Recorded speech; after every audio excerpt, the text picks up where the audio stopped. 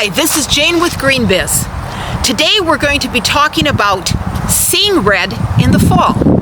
Oh, not like getting angry red. No.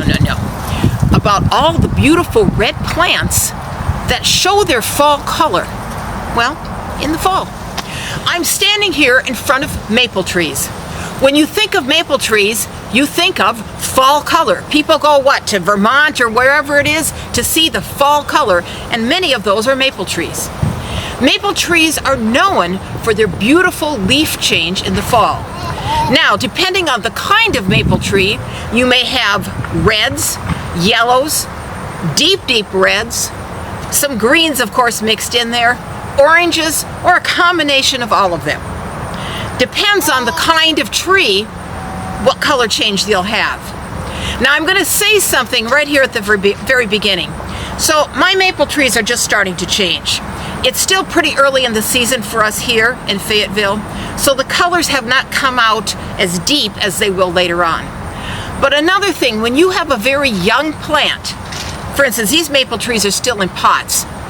When you have a very young plant, that root system on that plant isn't developed. The root system is worrying about getting that plant, established, not about what the color change is going to be on the leaves. As your tree or your plant matures, your color changes and your other things that the tree is supposed to do will happen. So don't ever be concerned if, like the first season, it's not doing what you bought it for, the color change. It will occur. Maple trees are great in the fall. The next plant that I'm going to talk about is called a Photinia or Red Robin. This is a hedge plant, and it actually can get quite large, 10 to 12 feet tall and about as wide. It is known for its beautiful red foliage in the fall at the tips, hence the name also red tip. The Photinia is a great plant if you need some hedges along your yard. It can have some issues with fungus, so you don't want to have this plant sitting in a very wet area. But a plant like this is beautiful in your yard. It gives you that beautiful fall color. It does keep its leaves through the winter, so it provides a nice private hedge throughout all seasons of the year. This bush got its name from the Bible, where Moses saw the burning bush in the wilderness. In the fall, this bush gets a brilliant, and I mean brilliant, red.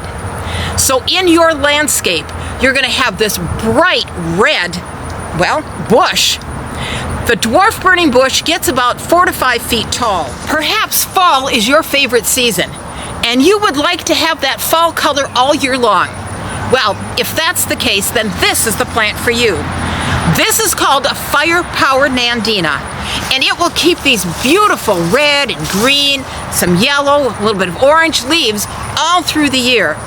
But in the fall and into the winter, it does get a really big color change. Lots of red and lots of yellow and gold in it. It's a beautiful plant in your yard. The fire-powered Nandina is a smaller shrub, only gets about 3 foot tall, 3 foot wide.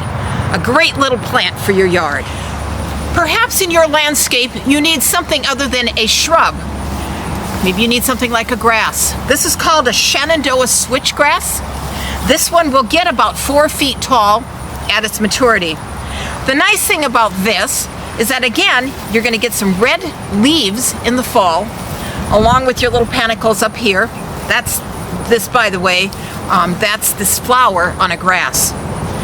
The little switchgrass is beautiful in a garden.